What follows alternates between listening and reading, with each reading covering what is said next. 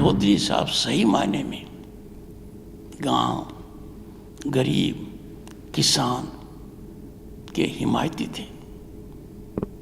आज के दिन मैं उनको नमन करता हूँ। जब मुझे इस बात की जानकारी मिली कि भारत के इन 5 सपूतों को सर्वोच्च नागरिक सम्मान जो दिया जा सकता है भारत रत्न, वो दिया गया, तो मन में एक नई ऊर्जा का संचार हुआ। ऐसे मौके पर अमृत काल में आज़ादी का अमृत उत्सव हमारे संविधान का भी इस वर्ष में है। ऐसे मामले में ऐसा निर्णय होना दिल को सुकून देता है, दिमाग को प्रभावित करता है और एक नए उत्साह का संचार करता है कि मैं उस देश का निवासी हूँ जहाँ ये कदम उठाया गया है। यह तो मैंने सोचा ही नहीं था कि इस पद पर रहकर मेरे को वो देखने को मिलेगा जो आज मैंने देखा। सरकार के इस कदम से, जिसके लिए सरकार और प्रधानमंत्री साधुवाद के पात्र हैं, भारत रत्न का सम्मान बढ़ा आज के दिन। ऐसे उत्कृष्ट उच्च आदर्श समाज में स्थापित करने वाले, उनका सही पालन जीवन भर करने वाले व्यक्ति को जब इतनी देरी से सम्मान दिया गया है, थोड़ी पीड़ा होती है, पर वो पीड़ा आज दब गई। भारत रत्न की गरिमा निश्चित रूप से मानिए बहुत बढ़ गई है जब इतने महान व्यक्तित्वों को इससे सम्मानित किया जा रहा है। Sir, we have seen recent announcements on the Bharat Ratnas to very, very distinguished people like Mr. Advani, Mr. Swaminathan, Mr. Charan Singh ji, and a lot of other people, distinguished people. How do you look at these announcements, and do you think that they were neglected or ignored earlier? नवीन जी, इस पद पर रहते हुए जब मुझे इस बात की जानकारी मिली कि भारत के इन 5 सपूतों को सर्वोच्च नागरिक सम्मान जो दिया जा सकता है भारत रत्न, वो दिया गया, तो मन में एक नई ऊर्जा का संचार हुआ। इन 5 को देश और दुनिया भली भांति जानती है, इनको पूरी तरह से परखा हुआ है।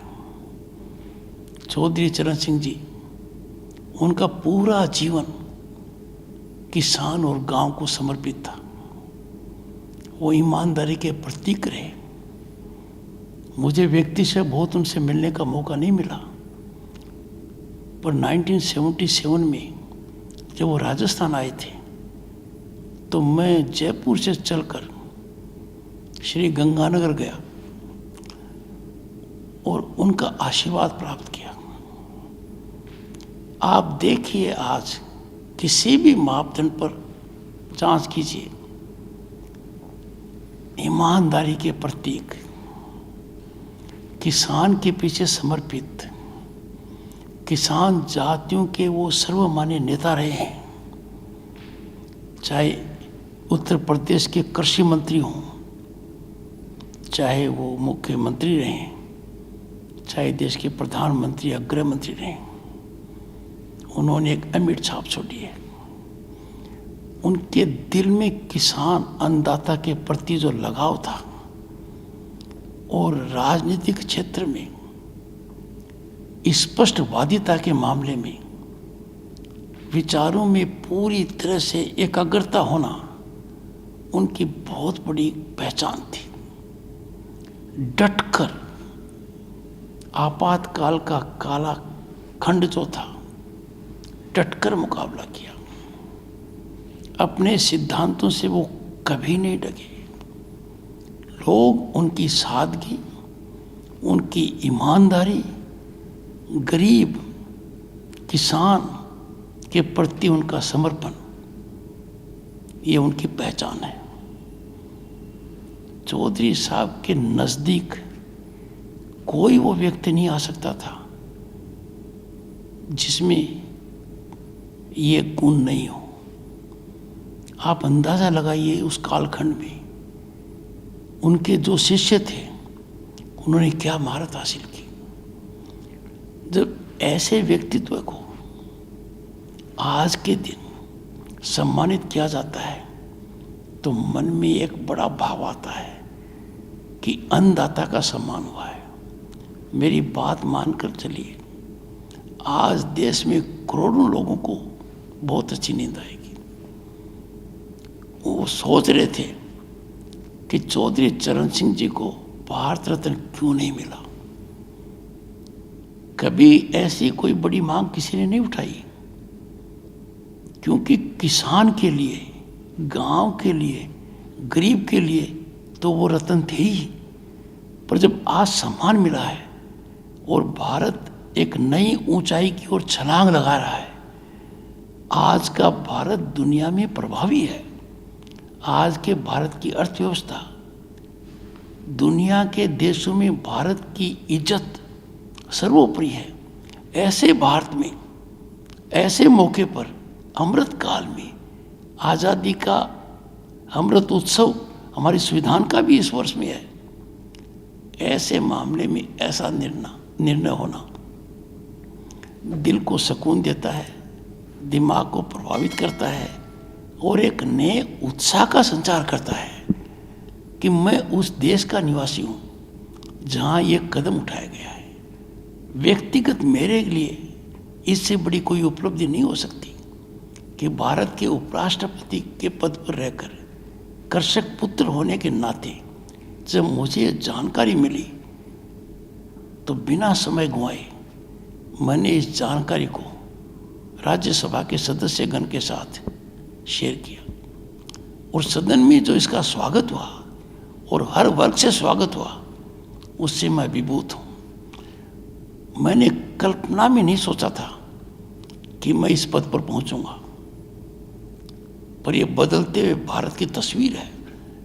पर यह तो मैंने सोचा ही नहीं था कि इस पद पर रहकर मेरे को वो देखने को मिलेगा जो आज मैंने देखा। मैं आपको एक बात बताता हूँ, चौधरी साहब के जीवन को आप अध्ययन कीजिए, उनके विचारों की जानकारी लीजिए। वो किसान की मजबूती देखना चाहते थे। वो चाहते थे कि किसान अर्थव्यवस्था में जबरदस्त योगदान करे।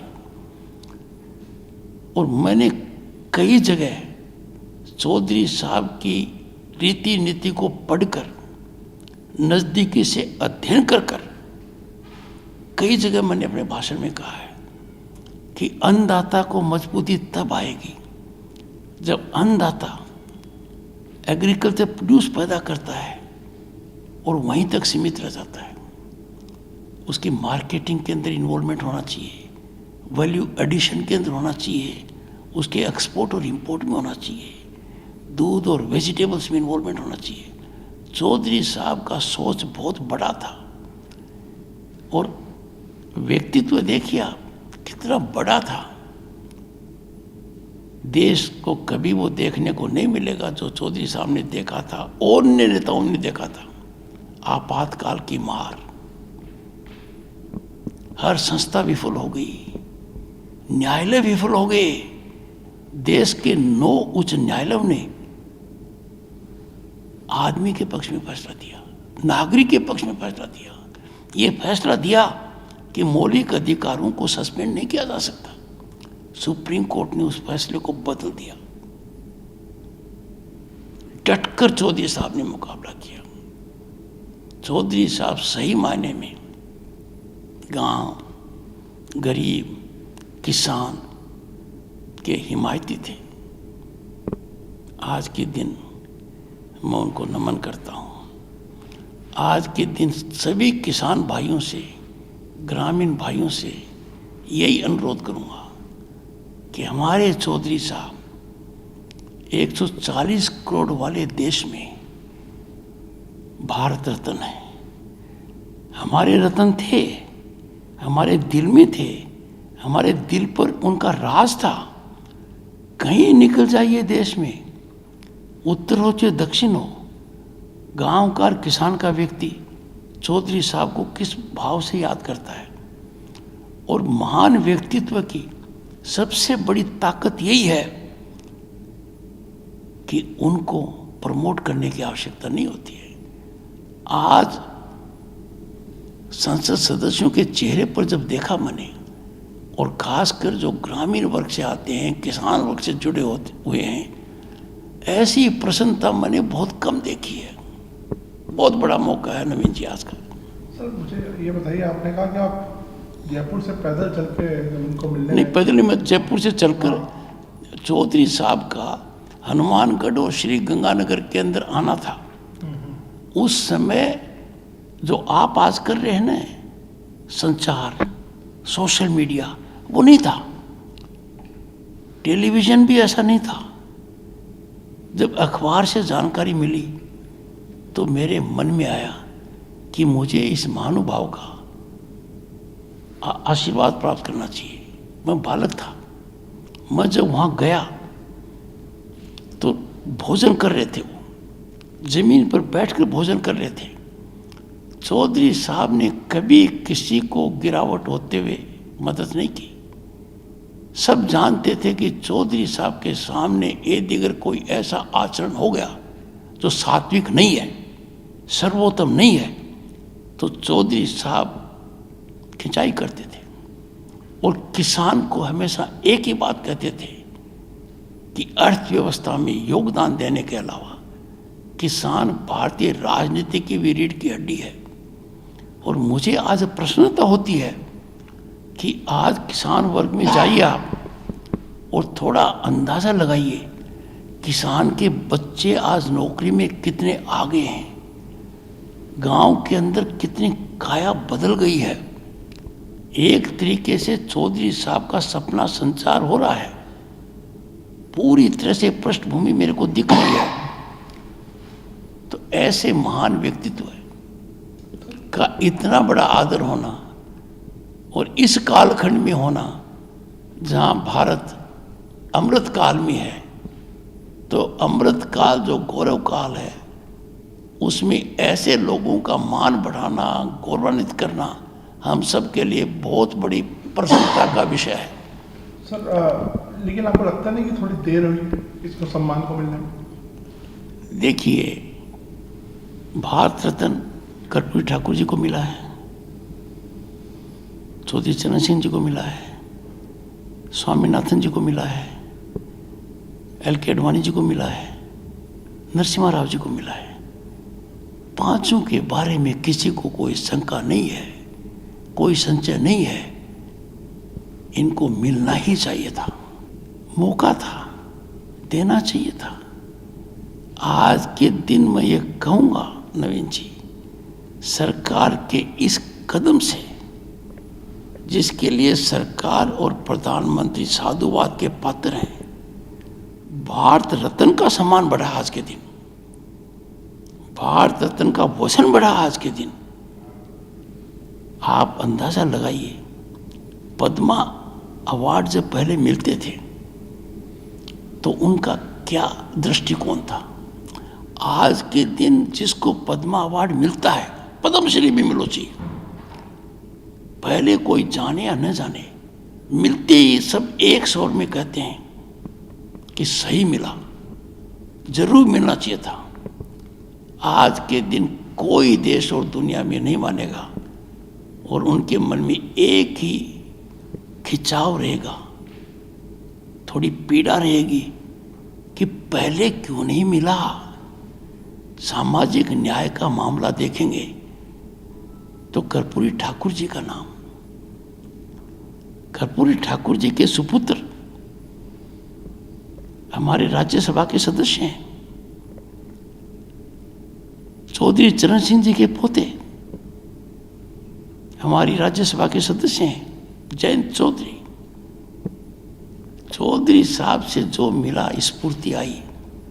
और एक बात और है, चौधरी साहब ने मौलिकता से नाता कभी नहीं छोड़ा, नैतिकता को सर्वोपरि रखा और बेईमानी की बात तो उनके सामने करने की कोई सोच ही नहीं सकता था।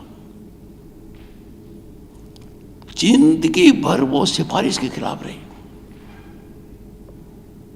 ऐसे उत्कृष्ट उच्च आदर्श समाज में स्थापित करने वाले, उनका सही पालन जीवन भर करने वाले व्यक्ति को जब इतनी देरी से सम्मान दिया गया है, थोड़ी पीड़ा होती है। पर वो पीड़ा आज दब गई, अब उस पीड़ा का असर नहीं रहा। आज चौधरी साहब को भारत रत्न मिल गया। आप अंदाजा लगा सकते हैं, करोड़ों किसान, करोड़ों ग्रामीण आज के दिन सुख की नींद सोएंगे। जितना उत्साह होगा वो उसकी कल्पना ही की जा सकती है।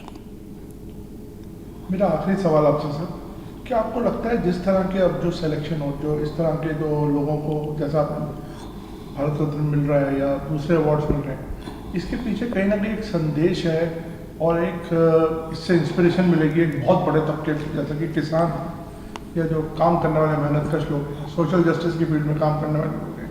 आपको लगता है एक बड़ा मैसेज है इसके पीछे? नवीन जी, हमारी सांस्कृतिक विरासत 5000 साल की है। उस 5000 साल में कुछ नैतिक मूल्य स्थापित हुए हैं, मापदंड रखे गए हैं।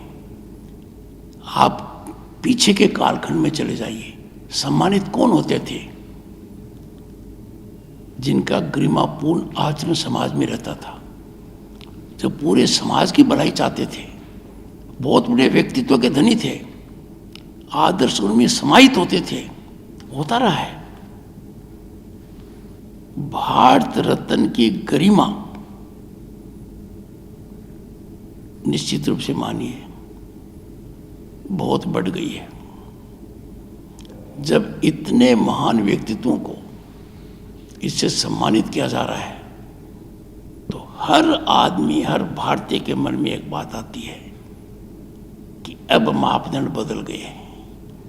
अब मापदंड में राष्ट्रवाद है, अब मापदंड में आदर्शवाद है, अब मापदंड के आंकलन देश हित वाले हैं, किसान हित वाले हैं, गरीब हित वाले हैं।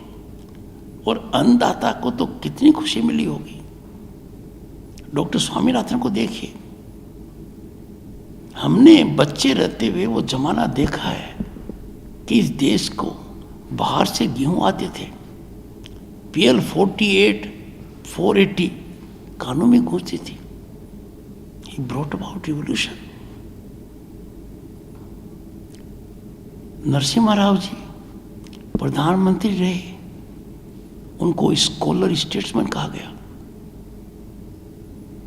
कांग्रेस पार्टी के अध्यक्ष भी थे। बुलाकर मुझे कहा, कांग्रेस लीगल सेल का आप भाग बनिए।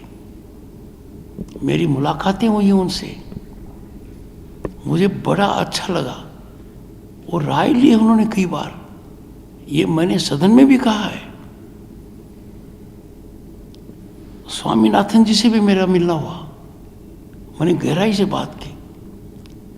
जब लोकसभा का सदस्य बना 1989 में, तो दो महानुभावों से मेरी बात इस विषय में हुई, मिस्टर कुरियन से और स्वामीनाथन जी से।